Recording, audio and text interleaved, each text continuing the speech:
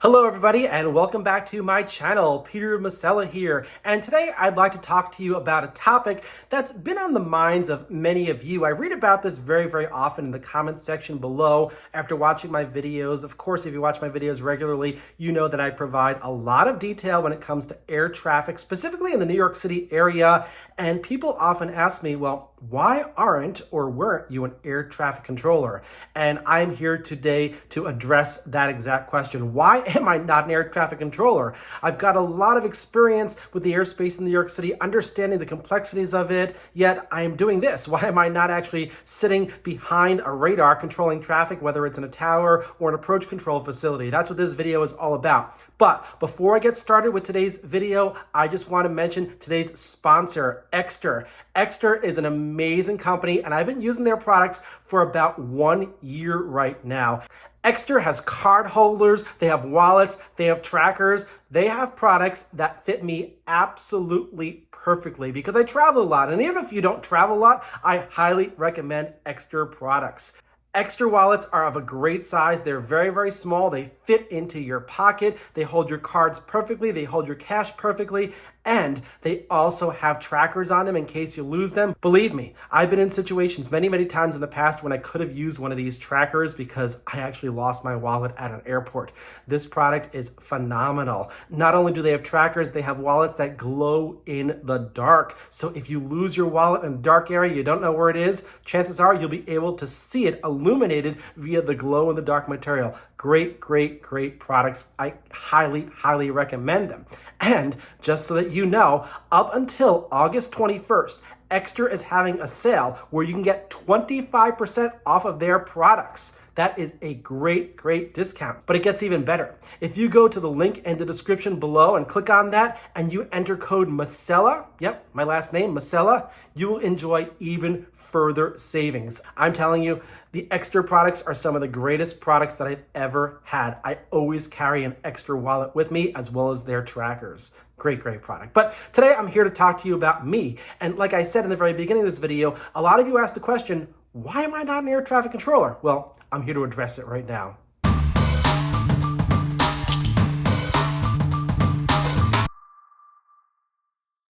Well, if you haven't figured it out already, I've got a very strong interest in aviation, but my interest is a little bit different than others, and that is evidenced in my videos.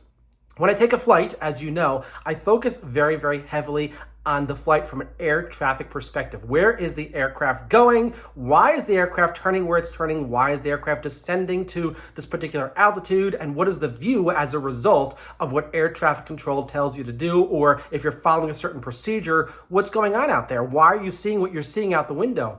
Well, I developed this interest a really long time ago. Let's go back to the 1990s when my dad, who's been featured in a lot of my videos recently, purchased for me a handheld radio scanner. These were Bearcat scanners, and the first thing I did when I got the scanner was I tuned into the control tower frequency at LaGuardia Airport. This is in the mid to early 1990s. I was listening into LaGuardia air traffic control frequency. Living not too far from the airport, I was able to pick up the signals super well. So I would listen to LaGuardia tower control, LaGuardia ground control. Then I discovered the TRACON frequencies, which are the frequencies for the airspace that surround the airport, New York approach control, New York departure control, and I got addicted. Now, this was well before the age of the internet, so I was able to develop a picture in my mind of all the aircraft in their different positions, and I couldn't visually see them, and I gained a really strong understanding of the airspace in New York City. I loved it so much, and this is before YouTube, so I wanted to communicate my enthusiasm to the whole world. I wrote a whole book about it. This was around 1994 or so, and the name of the book was called New York City Air Traffic Control. It was self-published, and it described air traffic procedures in the New York City area, focusing specifically on LaGuardia Airport. Of course, LaGuardia Airport is very close to Manhattan and the other boroughs of New York City, so the planes flying into and out of LaGuardia come very close to the tall buildings of Manhattan as well as the other boroughs, and that's where I physically was situated, near LaGuardia, so I understood so much about it, and I wanted to communicate my enthusiasm. So I tried to sell this book through different mediums. There were magazines, there were scanner magazines where I would sell the book. I remember one time I even went out to the airport to try to sell it to Hudson News at LaGuardia Airport. They had a couple of stands there.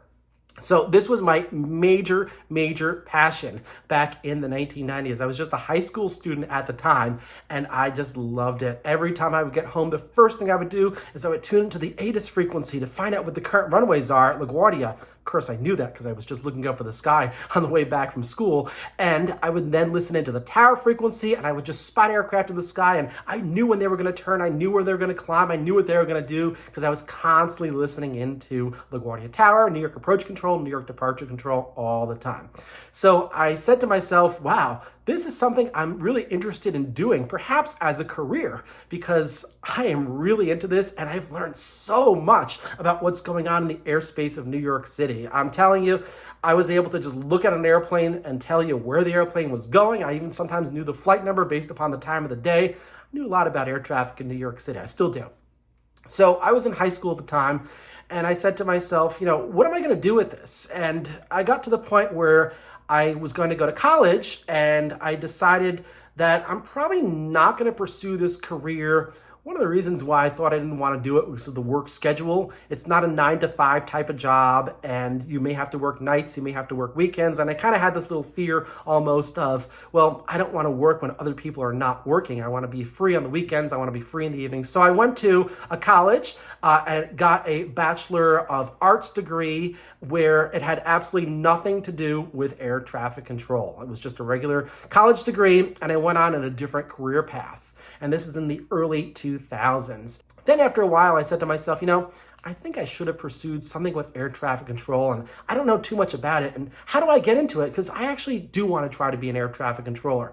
So I don't know what the procedures are today. Things have changed considerably. But back then, in order to become an air traffic controller, you had to go to what's called a CTI, Collegiate Training Institute educational facility, to get an actual degree to become eligible to apply for an air traffic controller. So yes, that meant a college degree. And well, I already had a college degree. I went to college for 4 years. So at that point, about 3 or 4 years out of college, in my 20s, I'm thinking to myself, well, this is not really something most people do. At this point, they usually go for a master's degree instead of going for another bachelor's degree. But I said, this is something I really want to do. I had a day job, and at nighttime, I attended an aviation college in New York City just so that I can get this secondary degree. And again, I already had a degree. Now, the first degree that I had was a Bachelor of Arts degree, but I went to this school to get a Bachelor of Science degree, and the degree specifically was in airport management. And boy, let me tell you, when I went to this school, I made sure that I was known because I wanted to get that job in New York City. I wanted to be an air traffic controller in New York City, specifically LaGuardia Tower, but I would even take Kennedy Tower or perhaps even the TRACON because I'm so familiar with the airspace in those facilities. So I made myself very, very well known in the school. I did exceptionally well in the school. I had an extremely high grade point average. As a matter of fact, I got an A in every single course that I took except one course. And in that one course, I got a B+. So my GPA was extremely high. Now, my GPA was not as high the first time around when I went to college. For my first degree, I wasn't as enthusiastic, but this time around, I'm saying, you know what? I want to get this job. I want to be an air traffic controller, and I want to show the FAA who I am and what I can do. So I made sure that I got a very, very high GPA. I was very, very close with a lot of the people in the school, was very involved with the school, and before I graduated, I actually became the valedictorian of the school. That's how much I wanted to be an air traffic controller. I pushed myself that hard, working a full-time job during the day, going to school at night, eventually becoming the valedictorian because I wanted the FAA to recognize me for who I am. I wrote this book, I'm the valedictorian, I have an almost perfect GPA, I've got a lot of experience in air traffic control, and this is me, here I am, hire me in the New York City area. I'm here already, I live here. So I graduated from the school, and once I graduated from the school, everything moved over to the FAA. So the FAA was made aware of the fact that I had this degree, and they made me take an exam, which I passed. It was not an air traffic exam, it was more like a cognitive exam, they really focused on different skills that you have in different areas, and it was pretty simple. I passed it. And the next step was basically to get hired by the FAA. So During this process, I reached out to as many people I could in the FAA or people who knew people in the FAA to try to kind of get the word in that, I'm out there. Please, can I land a job in New York City? Because I knew that once you get a letter from the FAA saying that you've been hired, they're going to assign you to a certain facility. And you really don't have a choice. You can kind of select your region. Again, this is back then in the early to mid 2000s. You can kind of select your region where you want to work, but you really can't pick your air traffic control facility. I said, no. I'm going to let them know what facility I want to work at because I'm extremely enthusiastic about LaGuardia Airport and the airspace around it. And I really, really want to work there and I want to contribute. So I spoke to a lot of people behind the scenes trying to get me into that particular facility. And the way it worked was I passed the test, and shortly after you receive a letter from Oklahoma City, I believe, saying that congratulations, you've been tentatively hired as an air traffic controller. Here is the facility that you are going to work at. And once you start working as an air traffic controller, you actually spend some time in Oklahoma City doing your training, and then you move into the facility. So I open up the letter. I'm like, it's got to be LaGuardia Tower. And it just has to be because I pushed so hard. Everybody knows who I am at this point. And it said, Hartford, Bradley, Windsor Locks, Connecticut. So I said, well, I really don't know much about that airport. And, well, I don't want to work in Connecticut. I want to work in New York City. And first thing I did was I called the FAA. I actually called the tower over there and said, well, would I have to move up there? I mean, it's kind of sort of drivable from New York City.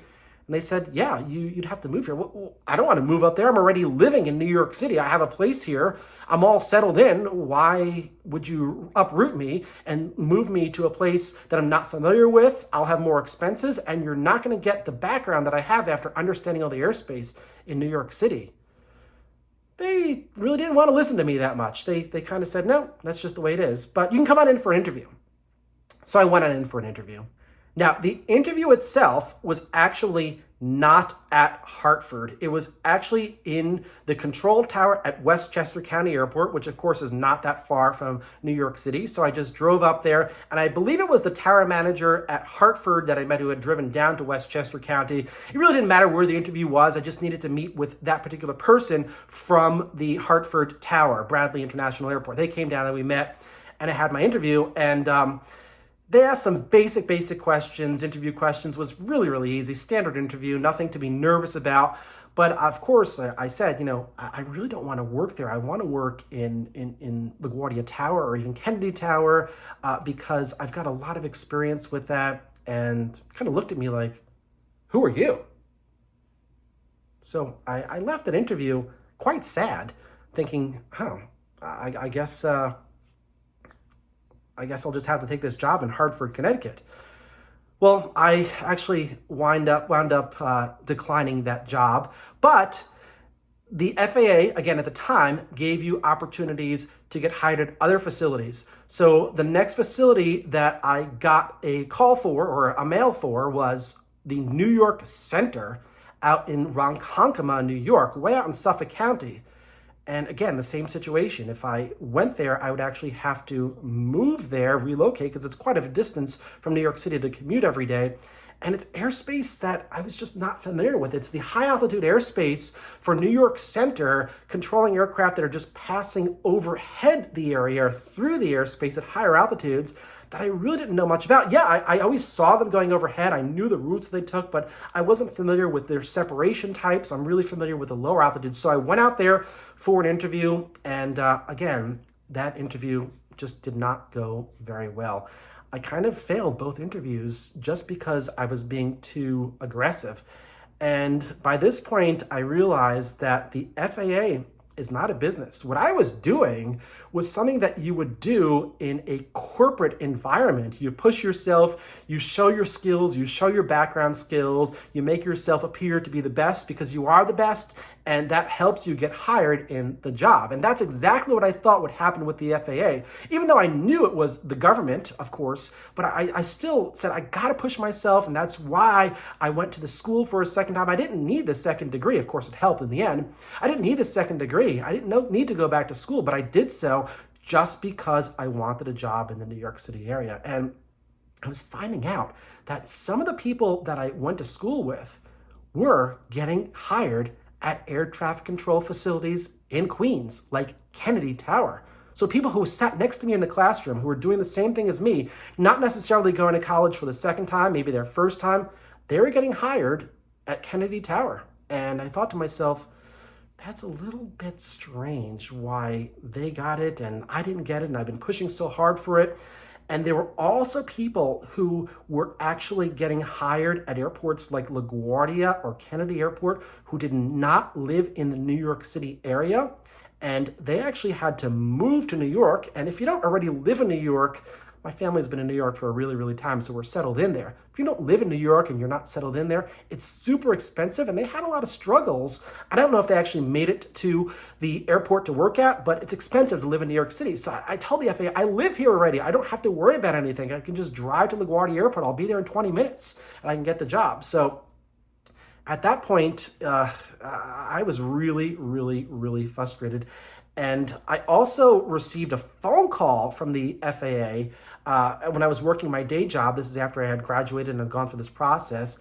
They basically said, we don't want you. We don't want you to work for the FAA. That was literally the worst phone call I received in my entire life. I don't think I'd ever been sadder than that particular phone call. I remember the day I was at work. I saw the phone number on the phone. I actually went outside into the street to take the phone call, and they said, who do you think you are? This is not how the FAA operates. You're basically a number, and where we assign you is basically where you are going to go. So I said to myself, this is really not an organization that I want to work for, because I have my heart set on one particular thing. Now, a third chance was given. So I did get another offer letter later on for a third facility, and this facility was actually closer to New York City. I wasn't very familiar with the facility because the airport was a little bit out of range for me to listen into with the radio scanner, and there's a very heavy mix of general aviation and airline traffic there. It's Westchester County Airport, Westchester Tower. I did get an offer letter for Westchester Tower, but at that point, I remained quiet. I said, no, thank you, and I don't want to work for the FAA because of what I went through. My dreams were basically shattered. I really, really pushed for it, but the FAA said, no, you're just a number. Now, again, this is back in the 2000s, the early to mid 2000s. I don't know exactly what the procedures are today. I'm just telling you this story because a lot of you ask, well, why aren't you an air traffic controller? By the way, I'm not a pilot either. Just never had an interest in flying. I just wanted to be an air traffic controller. That's what I wanted to do. But things have changed a lot. Now, I've read stories mostly online saying that the hiring process is completely different today. They're looking for a more diverse group of controllers. They're looking for people on things like Facebook. They're finding people who may not even know about air traffic control and getting them into the program. Of course, staffing is very, very low. There is a very, very high demand for air traffic controllers. Hey, FAA, I'm still available, but I am well over the age limit. I believe it's either 30 or 31 where you cannot be hired if you're over that age. So that age passed many, many years ago for me. So I'm no longer eligible to be an air traffic controller. So I'll never be an air traffic controller. I'm just going to do other things. So I worked a different job instead. And a couple years ago, on top of that, I started this YouTube channel, which I am absolutely loving. And it almost makes me feel like I'm a controller because I'm spending so much time analyzing what's going on between the pilot and the air traffic control facility and the airspace out there, and it has been a lot of fun. Now, I'm fortunate to have a lifestyle where I need to fly very, very often. If you see my videos, I've done a lot of flying. As you know, I've been all over the world. Lately, these days, my flights have been between the New York City area and Florida, but on occasion, I do have flights to other places. As a matter of fact, there's going to be a whole new country coming up on this channel that that I flew to that I'm going to take you along with me. And of course, it's going to be from an air traffic perspective in my fully narrated videos. So I'm enjoying what I'm doing right now. I'm enjoying the opportunity to basically see the world, to always be on an airplane, to get high status on an airline. That's always a benefit. It's a really, really good lifestyle that I like, but it's not what I had intended to do. My dreams were basically shattered around 2006, 2007 when I was told that I can't get the job in the facility that I want to work in. So I chose this life path instead. Well, that's my story. I know a lot of you were curious about that. I'm always reading about in the comments section below. Were you an air traffic controller? No, I never was, but I really, really have a very strong passion for it. So I hope you like this video. I will be back again, of course, with another video where I will be a passenger on an airplane because I just was never interested in being a pilot for some reason. You'll see that video coming up very, very soon where I'm pointing the camera out the window, fully narrating everything.